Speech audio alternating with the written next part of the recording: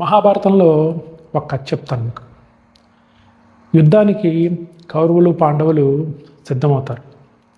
దుర్యోధనుడు అర్జునుడు ఇద్దరు కృష్ణుడి దగ్గరికి వెళ్తారు.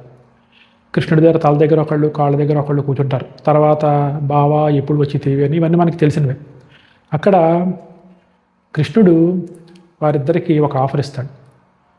నా సైన్యం అంతా, నారాయణ సైన్యం అంతా ఒకవైపు, నేనొక్కడిని ఒకవైపు, ఎవరికి ఏం కావాలో కోరుకోమంటాడు. అర్జునుడు నాకు నువ్వే కావాలని కృష్ణ పరమాత్మని కోరుకుంటాడు. దుర్యోధనుడు నాకు నువ్వు వద్దు, 10,000 మంది నారాయణ సైన్యమే కావాలి అని వాళ్ళని కోరుకుంటాడు.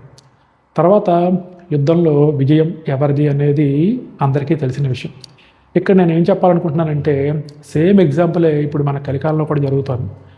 అసలైన మేధస్సుని వదిలేసి కృత్రిమ మేధస్సు వైపు ప్రపంచం అంతా పరుగులు పెడుతోంది. ఆ కృత్రిమ మేధస్సు ఎక్కడి నుంచి వచ్చింది? మన మెదడు నుంచే వచ్చింది. అలాంటి మన మెదడుకి పదును పెట్టడం మానేసి ప్రతి చిన్న విషయానికి కూడా ఆర్టిఫిషియల్ ఇంటెలిజెంట్ అని కృత్రిమ మేధస్సు వైపు పరుగులు పెడుతోంది. ఇక్కడ మన మెదడు అనేది కృష్ణుడైతే, ఆర్టిఫిషియల్ ఇంటెలిజెంట్ అనేది ఆ కృష్ణుడి యొక్క నారాయణ సేన లాంటిది.